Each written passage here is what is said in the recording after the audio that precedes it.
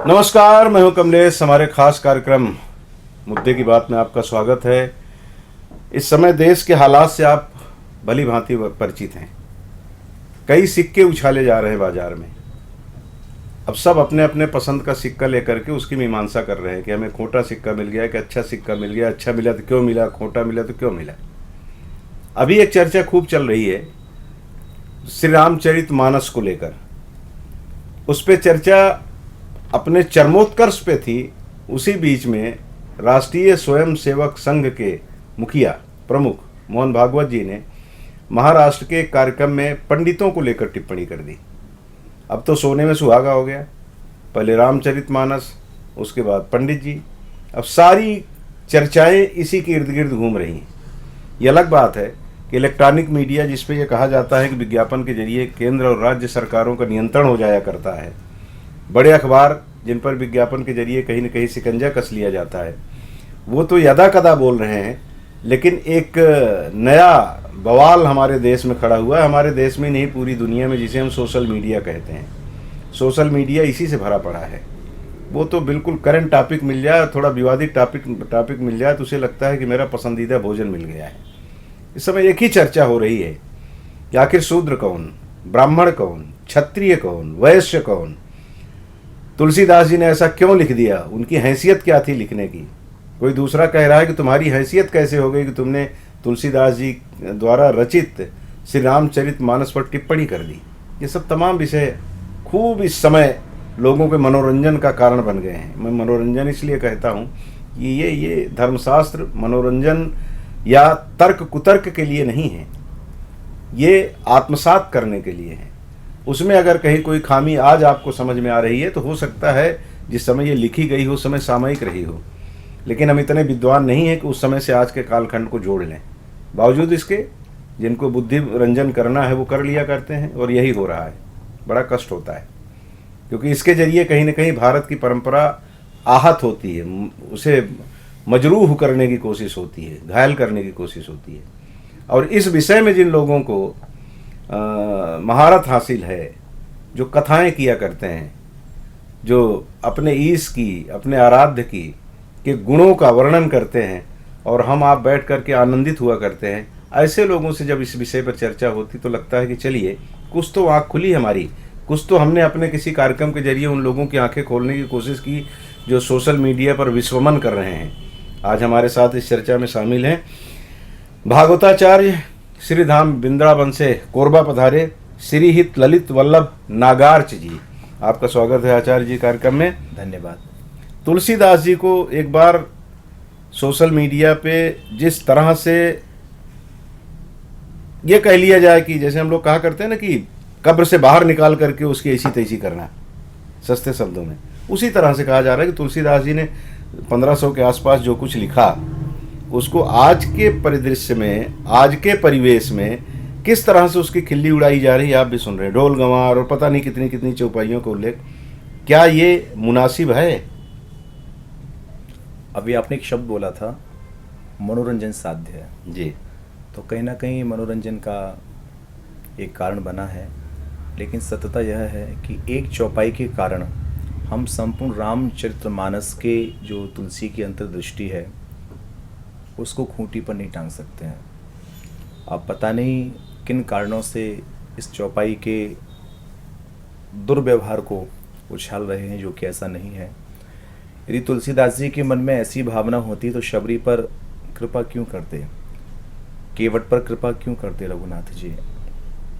तुलसीदास जी की अंतर्दृष्टि ही का आज प्रतिफल हम लोग को प्राप्त है कि आज हमें राष्ट्रपति के रूप में कौन मिला है। इससे पहले का जो राष्ट्रपति था वो भी कौन था। जी जी। यदि तुलसीदास जी उस समय यह नींव ना गाड़ते, सनातन धर्मावलंबियों को जी जी एकत्रित ना करते, उसमें आवाज ना उठाते, तो यह परिदृश्य सामने ना होता। हमारी दृष्टि में तो ये कहीं ना कहीं बहुत बड़ा हम अपने जीवन के साथ एक आंतरिक अपराध कर रहे हैं। इसलिए तुलसी की अंतर्दृष्टि को समझना हम सभी के लिए नितांत आवश्यक है। महाराज जी, मन में एक भाव आता है कि ये जातियों का निर्माण हम लोग अगर पढ़ते हैं तो बहुत साधारण सी बात है। मैं तो अक्सर इस बात को कहा करता हूँ कि भगवान श्री राम सूर्यवंशी थे। कहा जाता है कि वो क्षत्रिय वंश में उनका अवतार हुआ था, लेकिन रामचंद्र सिंह कहीं नहीं लिखा मिलता, दशरथ सिंह कहीं लिखा हुआ नहीं मिलता उनके पिताजी का नाम। वैसे ही भगवान श्री कृष्ण यदुवंश में अवतार लिए थे, लेकिन कहीं उनका नाम यादव करके नहीं लिखा जाता, श्री कृष्ण यादव नहीं लिखा जाता। यानी पहले जातियां नहीं थी, तो इन जातियों का निर्माण कहाँ से हो गया? कौन लाए इनको? मुगल लाए, हूण लाए, तुषार लाए, अंग्रेज लाए? ऐसा कभी अध्ययन करते हैं आप लोग? कहाँ से आया है? देखिए, वर्ण व्यवस्था तो हमारे भागवत में ही उल्लेख है, सप्तम अष्टम स्कंद के आरंभ में ही चातुर्वर्णा जी, जो भगवान श्री कृष्ण ने कहा है। हमारे यहाँ तो भागवत वर्ण में थे ना, वो तो जाति हो गई ना। गीता में तो वर्ण व्यवस्था का तो गीता में भी उल्लेख जी। है और वर्ण व्यवस्था का भागवत में भी उल्लेख है। तो बड़ा स्पष्ट है कि भगवान के मुख से ब्राह्मण प्रकट हुए, भुजाओं से क्षत्रिय, उदर से वैश्य, चरणों से शूद्र, सबके अपने अपने कार्य क्षेत्र हैं। ब्राह्मण का धर्म बताया, शिक्षा का अध्ययन करे, अध्ययन करावे, यज्ञ करे, यज्ञ करावे, दान ले अथवा दान दे, यानी शिक्षक। क्षत्रिय का धर्म बताया है, तीनों वर्णों की रक्षा करे, धर्म की रक्षा के लिए सदैव आगे रहे, यानी रक्षक। वैश्य का धर्म बताया, व्यापार करे, धन अर्जित करे, आवश्यक मंद को समय आने पर एक न्यूनतम ब्याज पर धन उपलब्ध करावे, यानी कि कहीं ना कहीं पोषक। शूद्र चरणों से हैं, तीनों वर्णों की सेवा करे, यानी कि सबसे बड़ा जो स्वच्छता का जो दारोमदार है वह शूद्रों के ऊपर ही है, यानी कि सेवक। जी, इसको बचपन से हम लोग सुनते आ रहे हैं, ये जो आपने मीमांसा करी। लेकिन ये जाति नहीं है तो वर्ण है ना। तो जाति से तो वो उसको क्यों हम बांध लिए कि हम यादव हैं तो हमारा पुत्र भी यादव हो गया? ये तो जाति हो गई। ये जाति कब आई? ये जाति का समझ में नहीं आता। इतिहास को भी टटोल डालता हूँ व्यक्तिगत तौर पे, अपनी मेरी जिज्ञासा होती है कि उसमें जब जाते तो वर्ण अपनी जगह पे है, वो तो कर्मगत हुआ। कर्मगत है कि आप ब्राह्मण हैं, आपके अंदर ब्राह्मणत्व है, पांडित्य आपने हासिल किया है, आप इसीलिए धर्माचार्य कहे जाते हैं, भागवताचार्य कहे जाते हैं। लेकिन एक व्यक्ति वो जो अनपढ़ है, जिसने कभी विद्यालय का मुंह नहीं देखा, वो व्यक्ति अगर अपने आप को ये कहता है कि मैं भी ब्राह्मण हूं, तो क्या वो ब्राह्मण है? सवाल ये है, क्योंकि वो वर्ण में तो है लेकिन जाति में उसको जो शामिल कर लिया गया वो कहीं ना कहीं विवाद का कारण बन जाता है। आज यही हो रहा है। मैं मोहन भागवत जी पे भी आऊंगा, वही हुआ है ना। उसमें भी उन्होंने कह दिया पंडितों ने इसको बनाया। अब फिर इसमें एक तर्क दिया जाने लगा कि उन्होंने ब्राह्मण नहीं कहा है, उन्होंने पंडित कहा है। तो ये तो वही बात हुई कि जब कोई एक नामवर व्यक्ति कहता है किसी बात को तो उसमें कहीं किंतु परंतु की गुंजाइश छोड़ दी जाती है, और एक कमजोर व्यक्ति कहता है तो उसके ऊपर शमशीर उठ जाती, तलवार उठ जाती है, नहीं तुमने गलत कहा। तो यही सब कुछ तो हो रहा है। तो जातियों में जो हमने कर्मगत को जातियों में बांट दिया, उससे कहीं ऐसा नहीं लगता कि लोगों को हमारे ऊपर कटाक्ष करने का अवसर मिल रहा है? नहीं नहीं, ऐसा बिल्कुल भी नहीं। ये तो सबके अपने कार्य क्षेत्र हैं, और फिर आजकल अपने अपने कार्यों को कर कौन रहा है? हर व्यक्ति एक दूसरे के कार्यों को ही अपना रहे हैं। और आपने जो मोहन भागवत जी को लेकर के कहा कि पंडितों ने बनाया, तो देखिए, पंडित का मतलब ब्राह्मण नहीं है। पंडित का मतलब है विज्ञ, विद्वान, जो शिक्षित है। हाँ, वो तो पांडित्य से पंडित हुआ है। तो ये केवल ऐसा नहीं कि उन्होंने ब्राह्मणों के ऊपर आघात किया है, ऐसा बिल्कुल भी नहीं है। पंडित यानी जो शिक्षित है वह पंडित है, और वो किसी भी वर्ण व्यवस्था में हो सकता है। तो कहीं से भी अब लोग क्यों टिप्पणी कर रहे हैं, अपने जो यूट्यूब पर, फेसबुक पर जिन लोगों ने अपने चैनल बना रखे हैं, शायद उसको प्रमोट करने के लिए ज़्यादा से ज़्यादा व्यूवर्स बढ़ जाएं, हमारे सब्सक्राइबर्स बढ़ जाएं, ज़्यादा से ज़्यादा हमारे घंटे बढ़ जाएं चैनलों को देखने के लिए। तो कहीं ना कहीं एक पैसा कमाने का भी लोगों का रास्ता यूट्यूब, फेसबुक के माध्यम से बन चुका है। मैं इस पर ज़्यादा विशेष टिप्पणी तो नहीं दूंगा, लेकिन ये सामने सभी विदित है। क्योंकि आपने पहले ही बोला मनोरंजन के लिए लोग कर रहे हैं, तो मनोरंजन के लिए हम लोग देखते हैं, उस पर करते तो कुछ नहीं, बस आपस में हंस लेते हैं, बातचीत कर लेते हैं, हो गया काम। सामने वाले के व्यूअर्स बढ़ गए, सब्सक्राइबर्स बढ़ गए, उसके पास पैसा आने के लिए लग जाएगा। जी जी जी। तो एक बहुत ज़्यादा, हालांकि चिंतन का विषय है, चिंतनीय भी है, क्योंकि यहाँ सीधा सीधा आक्षेप एक वर्ण व्यवस्था पर, एक जाति विशेष पर लगाया गया। और ये बहुत बड़ी ताकतें ऐसी हैं जो सनातन धर्मावलंबियों को तोड़ करके या तो उन्हें मुस्लिम बनाना चाहती हैं या फिर उन्हें क्रिश्चियन बनाना चाहती हैं। जी, ऐसी स्थिति में समस्त हिंदुओं को कहीं ना कहीं एकत्रित होना पड़ेगा और शब्दों पर गौर करके और अंतर्दृष्टि को, जिस कवि ने जो कहा है उसकी अंतर्दृष्टि को समझना ही पड़ेगा। बिल्कुल ठीक कहा आपने। लेकिन महाराज जी, जो हमारे यहाँ जो जो आपस में लड़ रहे हैं, जिनको हम कहते हैं सनातनी, वो सनातनी ही मैं ऊपर तू नीचे वो मध्य, इसके चक्कर में कहीं ना कहीं जो ये महाव मचा हुआ है, ऐसा नहीं लगता कि इससे सनातन को सर्वाधिक नुकसान हो रहा है? देखिए, मेरी दृष्टि में तो जैसे अभी हम लोग कथा कहने के लिए आए हैं और मुझे लगता है सभी जाति के लोग कथा सुनने के लिए, यहाँ तक कि मुस्लिम भी कथा सुनने आ रहे हैं। सामने कुछ मुस्लिम परिवार हैं, वो लोग भी वहाँ कथा सुनने के लिए आ रहे हैं। तो ये केवल तत्कालीन स्थिति में एक माहौल बनाया गया है। यदि हम धरातल पर देखें तो उसका उतना बड़ा प्रभाव नहीं है। जो चूकें हमसे पहले हो गई वो अब ना हो, इसके लिए हमें सजग रहना होगा। अब तो समय बहुत बदल चुका है। ये छुआछूत, पक्षपात, ऊंची जाति नीची जाति, हमें तो नहीं लगता। हम लोग शादियों में जाते हैं, वहाँ भोजन ग्रहण करते हैं, जो वेटर आते हैं क्या उनसे कोई पूछता है कि आप किस जाति के हो? हमारे हलवाई बनाने के लिए आता है भोजन, क्या मुझे तो नहीं लगता कोई उनसे पूछता होगा कि भाई आप किस जाति के हैं। तो ये केवल एक सस्ती लोकप्रियता पाने के लिए आडंबर रचे जा रहे हैं। कुछ ताकतें उनको देख रहा है कि इस समय सनातन धर्मावलंबी एक हो रहे हैं, शिखर पर पहुंच रहे हैं, राम मंदिर का रास्ता साफ हो गया है, काशी विश्वनाथ की भी स्थिति स्पष्ट है, मथुरा जन्मभूमि का भी प्रकरण सामने आ ही गया है, कोर्ट में पहुंच ही चुका है। तो खलबली मची हुई है कम्युनिस्ट लोगों में कि यदि कहीं एक हो गए तो फिर हमारी रोटी कैसे सिकेगी। बिल्कुल सही बात है। वही मैंने शुरू में कहा ना अपने इंट्रो में कि जो लोग, जो जिनका काम है, राजनेता हर चीज को सिर्फ राजनीतिक चश्मे से देखते हैं। हम लोग समाज क्षेत्र में काम करने वाले लोग हैं, तो हमको ये लगता है कि नहीं, सभी को एक सूत्र में बंद करके जो हमारे बुजुर्गों ने हमको जो विरासत दी है उसको आगे बढ़ाएं। आप लोग धर्माचार्य हैं, तो आप लोगों की कोशिश होती है कि लोगों के हृदय में जो ईश हैं, अपनी कथाओं के माध्यम से उनको और जागृत करके इसके नज़दीक ले जाए। ये आप लोगों का धर्म होता है, वो उसी पे आप आगे बढ़ रहे हैं। लेकिन फिर मैं उसी पर वापस लौट रहा हूँ कि अगर तुलसीदास जी ने जिस कालखंड में इस श्री रामचरितमानस की रचना की, वो अकबर का कार्यकाल था। उसी के आसपास वही भक्ति युग में ही कबीरदास, रैदास, इस तरह के लोग भी थे जो दूसरे जातियों के थे। तो लोग ये टिप्पणी करने लगे हैं कि चूंकि वो ब्राह्मण नहीं थे, इसलिए उनके बारे में ये लिख दिया गया कि मूढ़ मुड़ाए भय सन्यासी, और तमाम इस तरह की चौपाइयाँ भी आती हैं कि वो इस तरह के लोग सामने आ गए जो ब्राह्मण नहीं हैं। ये ऐसा उसका अर्थ निकालते हैं। तो वो उनके मन में जो अंदर का उनकी जो घृणा है, या एक दूसरे को पीछे ढकेल करके अपनी राजनीतिक महत्वाकांक्षा को परवान चढ़ाने का जो भाव है, उसकी वजह से हमारे मतलब जो ऐतिहासिक सच हैं उनको भी नज़रअंदाज करने की कोशिश हो रही है, और दूसरी शक्तियां, जो विदेशी शक्तियां हमारे देश को कमज़ोर करने में लगी हैं, उनको और हम पुष्ट कर रहे हैं। तो इस तरफ भी आप लोग अपने कथा के जरिए लोगों को बताने की कोशिश करते हैं कि कहीं पहले चूक हुई है, उसी का लाभ अभी लोग ले रहे हैं। देखिए, ये तो कटु सत्य है। मैं तुलसीदास जी के काल की बात कर रहा था। नहीं, क्योंकि जब वो लिखे तो उस समय अकबर का राज था, मुस्लिमों का राज था, लेकिन एक लाइन भी उन्होंने मुस्लिमों के बारे में नहीं लिखी। देखिए, ऐसा सिर्फ सनातन धर्म पर ही उन्होंने नहीं ऐसा नहीं है। उन्होंने सनातन धर्मावलंबियों को एकत्रित करने के लिए जो उसमें अलग जगाई जी, उसका उसका फायदा आज हम लोग भोग रहे हैं जी। लेकिन मुस्लिमों पे नहीं लिखा, वही टिप्पणी करते हैं लोग। नहीं, ऐसा नहीं है। यदि अकबर का ही काल था ना। देखिए, ये जो क्या मुस्लिम सही कर रहे थे उस समय से? देखिए, जो मुगल काल है उसको जी। भक्ति काल भी कहा गया जी। जो 15वीं शताब्दी जो रही है, वो सबके लिए था जी, वो सबके लिए था, भक्ति काल भी रहा। जी। उस समय क्या काले खां भक्त नहीं हुए? जी।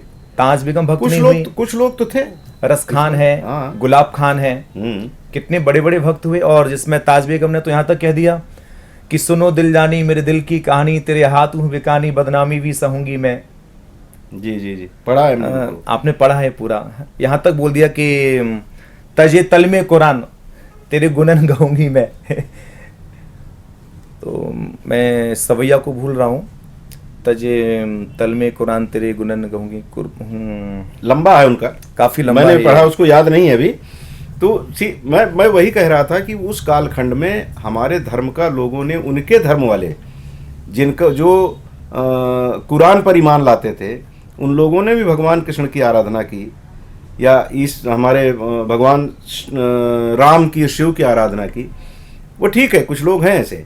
लेकिन ऐसा नहीं कि बाबर ने, तैमूर ने, इन लोगों ने, अकबर से पहले वालों ने आकर के हमारे देश पर जो कुछ किया उसका भी तो कहीं उल्लेख तुलसीदास जी को करना था। लेकिन लोग वही, मैं जो लोग कह रहे हैं उसकी बात कर रहा हूँ। मैं राम भक्त हूँ, लेकिन वो मेरी व्यक्तिगत निष्ठा है। लेकिन एक पत्रकार के रूप में जब मैं उसको सुनता हूँ, लोगों के कटाक्ष, तो मुझे लगता है कि आप जैसे विद्वानों का सामीप्य अगर मिलता है तो मैं क्यों ना उसको अपने भी। नहीं, इसमें एक और कारण रहा, इसमें कुछ चूक वर्तमान में भी हुई है, जी जी, मध्य में भी हुई है। चूंकि जो हस्तलिखित पांडुलिपियां थी, जी जी, हमने उनका संग्रहीकरण नहीं किया। जी बिल्कुल बिल्कुल, एक बात तो है। सबसे बड़ा दुर्भाग्य रहा है कि हर घर में पहले पांडुलिपियां थी, हमने उनका अध्ययन किया नहीं। हम ये सोचते हमारे पुरखों के ग्रंथ हैं, उन पर पानी का सिंचन करते रहे, वो गल गए। चाहे नालंदा विश्वविद्यालय में तो अंग्रेजों ने कितने वर्षों तक पांडुलिपियों पर अपने हाथ सेके हैं। मुगल शासक था, मुगल शासक के बारे में कहा 6 महीने तक का हवा पिया था उसी को जला के। तो कहने का अभिप्राय है कि जो भी हमारे पास में आज पांडुलिपियां उपलब्ध हैं वही हमारे लिए प्रमाण है। हो सकता है तुलसीदास जी ने उनके विषय में भी कहा होगा, हो सकता है वो पांडुलिपि हमारे पास उपलब्ध ना हो। आज भी हमारे यहाँ शोध संस्थान में बहुत सी पांडुलिपियां हैं, इस पर कार्य चल रहा है कि भाई कुछ तो और प्राप्त हो हमको। जी जी जी। अच्छा, 500 साल के ग्रंथों को सहेजना थोड़ा कठिन है। आज हमारे पास जो ग्रंथ उपलब्ध हैं वो ज्यादा से 250 साल, 300 साल और 350 साल के जो कागज हैं वो लगभग टूट जाते हैं। हालांकि आज भी प्रयास है कि 250-300 साल के ग्रंथों को सहेज करके रखा जाए, केमिकल लगा करके। अब जो हमारे पास उपलब्ध है उसमें ही अपनी मीमांसा प्रकट कर सकते हैं। लेकिन मैं फिर यही कहूंगा, ढोल हमारे शूद्र पशु नारी पर यदि हम लोग जा रहे हैं तो इसके अलावा तुलसीदास जी ने, फिर यदि आप मुस्लिमों की बात कर रहे हैं तो मैं ये भी तो जानना चाहूंगा फिर किस ब्राह्मण भक्त का जिक्र किया, किस वैश्य भक्त का जिक्र किया, किस क्षत्रिय भक्त का तुलसीदास जी ने जिक्र किया है। कहीं ना कहीं समस्त सनातन धर्मावलंबियों को एकत्रित करने के लिए, देखिए मैं बहुत दूर नहीं जाऊंगा, आप हमारे वृंदावन को देखिए। हमारे यहाँ का जो नगर निगम है, पहली बार नगर निगम बना और उसमें जो मेयर चुना गया वो हरिजन है, ठीक है। अब जब वो बिहारी जी दर्शन करने के लिए आया, वो देहरी के अंदर नहीं जा रहा था, तो उनसे कहा कि आप देहरी के अंदर क्यों नहीं जा रहे हैं? बोली मैं हरिजन हूँ। तो हमारे यहाँ के संतों ने कहा ऐसा नहीं, आप हमारे के प्रथम नागरिक हैं और प्रभु के सेवी हैं, इसलिए आपका पहला अधिकार है कि आप मंदिर में आकर के दर्शन करें। तो आप बताइए कि कहाँ से तुलसीदास जी, मान लो यदि इस चौपाई को भी मान लेते हैं तो कहाँ से दुष्प्रभाव है? नहीं, वो तो महाराज जी अवधि में लिखा हुआ है और मेरा जन्म अवध क्षेत्र में ही हुआ है। 16 साल की अवस्था में मैं छत्तीसगढ़ आया हूँ। ताड़ने वाले शब्द पे तो बहुत सीधा सीधा है। हम लोग ही जब पढ़ते थे, युवा थे, झगड़ा होता था किसी से तो देखे रहा हो, ताड़े रहा जाई सारे तुम्हारा जाए। तो ये ताड़ने का मतलब देखते रहना, उस पर नजर रखना। छत्तीसगढ़ी में भी कहा जाता है कि देख बेगा मैं अपन बच्चा ले छोड़ के जा तो ताड़े रही बेला, मैं नदी ले नहा के आत हूँ, ये यहाँ भी वैसे ही बोला जाता है। तो ताड़ने का मतलब देखना भी होता है। तो अब उसका तुलसीदास जी ने लिखा शब्द अनेक अर्थ था, एक शब्द के अनेक अर्थ होते हैं, तब उसको अपने अपने ढंग से उसकी मीमांसा करके और उनको कुछ कहना है इसलिए कह रहे हैं। एक बात आपकी जरूर मुझे, मेरे मन की बातें हुई कि पांडुलिपि में कहीं गड़बड़ हुई होगी, कि कहा जाता है कि कुछ राजापुर में मिली, कुछ प्रयागराज में मिली, कुछ बनारस में मिली। वो पांडुलिपियां पता नहीं कितने हाथों से होते हुए वहां तक पहुंची, फिर उसका मुद्रण शुरू हुआ। बिल्कुल, तो उस बीच में लोगों ने कर लिया होगा। मुझे बड़ा आनंद आता है, हम लोग एक जाने माने कवि हैं कुमार विश्वास, उनको मैं एक बार सुन रहा था तो वो कह रहे थे कि तुलसीदास जी के रामचरितमानस का तो नहीं, वाल्मीकि का जरूर वो उल्लेख करते हैं कि संबूक वध प्रक्षेपित किया गया है, सीता जी का वनवास प्रक्षेपित किया गया है। राम जी का वनवास तो है, लेकिन सीता जी का, अब उसमें कहा जाता है कि उसमें जो लौकुश कांड है वो सीधा सीधा उसमें वर्णन मिलता है संबूक वध का। भगवान राम ने संबूक का वध किया है, जो आदिवासी या यस्सी का व्यक्ति माना जाता था, संत माना जाता था। तो वो उसका अर्थ यही निकाला जाता है कि संबूक वध और सीता जी का वनवास भेजा जाना, ये दोनों भगवान राम को नारी विरोधी और अनुसूचित जाति जनजाति विरोधी साबित करने के लिए उसको प्रक्षेपित कर दिया गया। वो तुलसी, उनका वाल्मीकि जी का लिखा हुआ वो नहीं है वो। अब पढ़ेंगे, हम तो पढ़े हैं कोरोना काल में, को बिल्कुल स्पष्ट दिखता है ये प्रक्षेपित है। लेकिन इतना कौन जाता है अंदर तक? एक ने कोई बात कही, दूसरा उठा लेता है उसको। अब मैं पंडित जी वाली बात पे अंत में आऊंगा, फिर उसके बाद आपसे बात करूंगा भगवान कृष्ण के बारे में, जिनकी कथा आप कोरबा में भी कह रहे हो, पूरे देश में जाते हैं। क्या ब्राह्मण को हम ये मान लें कि वो जातिगत होता है कि उसको कर्मगत मानते हैं? आपका व्यक्तिगत मत क्या है? मैं मोहन भागवत जी के कथन पे ही आ रहा हूँ, क्योंकि इस पे बड़ी चर्चा हो रही है। देखिए कि ब्राह्मण कौन, पंडित कौन? आपने थोड़ा सा कहा था, मैं थोड़ा सा और आगे बढ़ा दूं कि मैं उसको, वो अगर अपने आप को बोलता है कि मैं मिश्रा जी, दुबे, चौबे, उपाध्याय या जो भी, मैं उसको कहता हूँ आप जातिगत हो, आप ब्राह्मण नहीं हो, क्योंकि आपने ना पढ़ाई की है और आपके जो आपका जो तौर तरीका है जीवन जीने का, कि आप सवेरे से शाम तक आप मांस भक्षण के चक्कर में रहते हो, पर स्त्री गमन के चक्कर में रहते हो, मदिरा पान करते हो, असत्यवादी हो, आप कैसे ब्राह्मण हो गए? तो वो बोलते हैं नहीं, तुलसी का पत्ता तो चाहे छिदा हो, चाहे बड़ा हो, चाहे छोटा हो, है तो तुलसी का पत्ता। मैं उनका विरोध करता हूँ। मेरा विरोध सही है या गलत? नहीं, मैं आपसे सहमत हूँ, क्योंकि कर्मकांडी अगर है, कर्मकांडी पढ़ा मतलब लिखा है, बिल्कुल। तो बिल्कुल उसके सामने में साष्टांग दंडवत करना चाहिए हर व्यक्ति को, लेकिन वैसे व्यक्ति के सामने तो मेरा मन नहीं कहता मारे। नहीं, करना भी नहीं चाहिए, क्योंकि मुझे ध्यान नहीं आ रहा, एक जगह लिखा हुआ भी, यदि कोई ब्राह्मण यदि शराब पी ले तो उसका उसी समय ब्राह्मणत्व समाप्त हो जाया करता है। तो अपनी फिर आजकल ब्राह्मण कर्मकांड में आ भी कहाँ रहे हैं? अच्छे जो ब्राह्मणों की परिवार हैं, उनके बच्चे कर्मकांड में आना नहीं चाह रहे हैं। वो IAS IPS बन रहे हैं, IAS IPS बने, व्यापार में भी जा रहे हैं। स्वाभाविक है, देशकाल परिस्थिति के अनुसार बदलाव होता है, लेकिन विधिवत शिक्षा को लेना नितांत आवश्यक है, तब यह मजबूती से सामना कर सकते हैं। मैं समझना चाहूँगा फिर से प्रश्न आपका। नहीं, वही कि ऐसे लोगों को अगर वो जिद करते हैं कि नहीं, हमको उसी तरह से देखा जाए, उसी नज़रिए से देखा जाए, उसी तरह से सम्मान मिलना चाहिए जैसे ललित जी को मिलता है, तो मैं ललित जी को तो सम्मान करूँगा, उनके चरण पखारूंगा, लेकिन उस व्यक्ति के चरण नहीं छू सकता जो सवेरे से शाम तक गलत कार्यों में लिप्त हो। तो मैं क्या सही हूँ या गलत? देखिए, हमारा तो कहना यही है कि जातिगत अहंकार नहीं होना चाहिए जी। और कई बार लोगों को जातिगत जो अहंकार होता है ना, कि हम ये हैं, बस वही उनके पतन का कारण बन जाया करता है। और इस पतन के रास्ते पर जो लोग अग्रसर है, ईश्वर उनको सद्बुद्धि देंगे, बिल्कुल वापस लौटे। बिल्कुल। अगर आप तो ब्राह्मण प्रार्थना- कहलाते हैं तो तो प्रार्थना फिर आप करते हैं ब्राह्मण प्रभु का आपके अंदर कृत्य भी होना चाहिए। देखिए, हमको तो जो भी ब्राह्मण परिवार के बालक मिलते हैं, हम सबको बोलते हैं कि शाखा सूत्र इनकी जानकारी हमको होना चाहिए, कि आपकी शाखा क्या है, आपका सूत्र क्या है, आपका देव क्या है। आज ब्राह्मण बालकों को जानकारियाँ नहीं है, और फिर हम कहें कि हम ब्राह्मण हैं, हम उच्च हैं, तो आपको कौन स्वीकार करेगा? जी जी जी। है ना? फिर हमारा कर्म भी वैसा नहीं हो रहा है। ये तो ऋषि परंपराओं के कारण हम लोगों के गोत्र हम लोग के सामने आए हैं। फिर जब संकल्प होता है, संकल्प में मिश्रा पांडे ये तो बोला भी नहीं जाता है, चाहे कोई मिश्रा है या पांड्या, हम नागार्च हैं, लेकिन वहाँ तो शर्मा हम, शर्मा और वर्मा। हाँ। इधर वैश्यों में चाहे कोई खंडेलवाल है या गुप्ता है, कोई अग्रवाल, जो भी सरनेम लिखता है, लेकिन गुप्ता हम। तो नहीं, कहा तो जाता है शर्मा और वर्मा दो ही होते।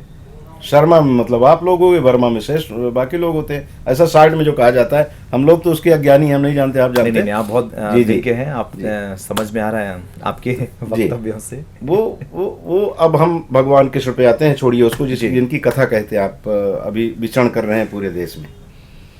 भगवान की कथा करते समय या मथुरा वृंदावन में जब आप भ्रमण करते होंगे शेष समय में, तो वो जो भगवान राम के जन्मस्थान के इर्द गिर्द जो कुछ बना हुआ है, जिस तरफ आपने इशारा किया जी, उससे आपको मुक्ति मिलते दिख रही? बिल्कुल। कोर्ट के जरिए वहाँ का मानस ऐसा तैयार हो रहा है जैसे अयोध्या में मानस तैयार हुआ। कोर्ट के जरिए मानस तैयार नहीं हो रहा है। मानस तो है ना तैयार, अनुशासित नहीं, लेकिन उस तरह से नहीं जैसे भगवान राम वाले में था। उनको पता है ना कि सत्ता में तो जो बैठे हुए हैं वो भी जागरूक हैं, कम से कम विधिवत सुनवाई तो हो रही है। मेरे मन में सुनवाई भी नहीं होती थी। जी, मेरे मन में एक मैल है। जी, मैल है कि भगवान राम क्रोध में आते थे तो सीधा प्रत्यंचा चढ़ाते थे। भगवान कृष्ण भी सुदर्शन घुमाया करते थे, लेकिन ज़्यादातर ये माना जाता है कि भगवान के हम उसी स्वरूप का दर्शन करते हैं कि बांसुरी बजाते हुए, प्रेम की बातें करते हुए, गोपिकाओं के साथ रासलीला करते हुए, यानी समग्र तो हैं लेकिन क्रोध उनको बड़ा बड़ा कम आता है। और राम जी को क्रोध आता है तो बड़ी जल्दी एकदम से विराट रूप धारण कर लेते हैं, ये भी करते हैं। लेकिन आप लोग ही कहा करते हैं कि भगवान राम जितना धनुष का उपयोग करते थे उतना सुदर्शन का उपयोग भगवान कृष्ण नहीं करते थे, इसीलिए उनके जो अनुयायी हैं वो भी शांति से देख रहे हैं भगवान कर लेंगे। राम वाले में तो लोग सड़क पे उतर आए थे। नहीं, लगभग तैयारी बहुत अच्छी हो चुकी है, आप भी विदित होंगी ही। जब विधिवत सुनवाई हो ही रही है तो फिर काय को इतने बड़े आंदोलन की आवश्यकता? रिजल्ट सबके सामने आएगा ही आएगा।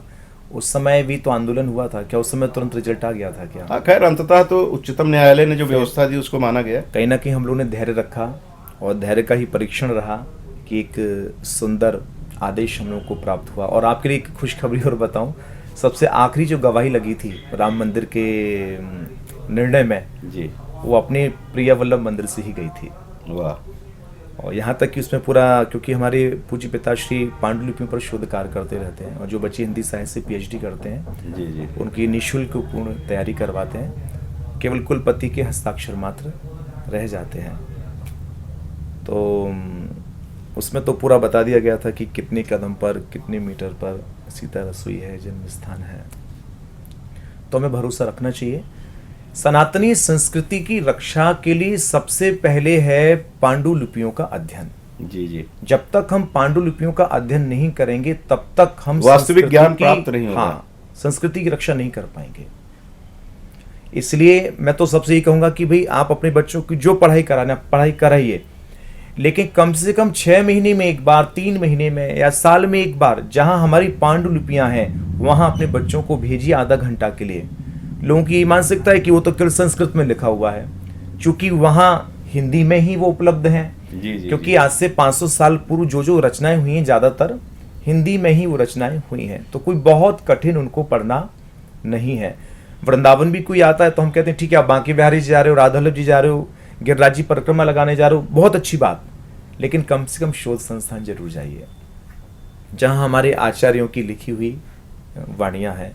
और हमारे यहाँ कहा भी है, नाम वाणी जहां श्याम श्यामा तहां, नाम वाणी निकट श्याम श्यामा प्रगट। और फिर यदि ग्रंथ की वास्तव में यदि सेवा यदि कोई करता है तो मैं प्रणम्य हूं गुरुद्वारे के लिए। वहां कोई भी देव विग्रह नहीं है, आज भी वहां पवित्र गुरुवाणी की ही सेवा है। इसलिए निराकार ब्रह्म की हाँ, आराधना करते हैं जी। इसलिए हम लोगों को मंदिरों के साथ साथ अपनी वाणियों का अध्ययन करना भी नितांत आवश्यक है।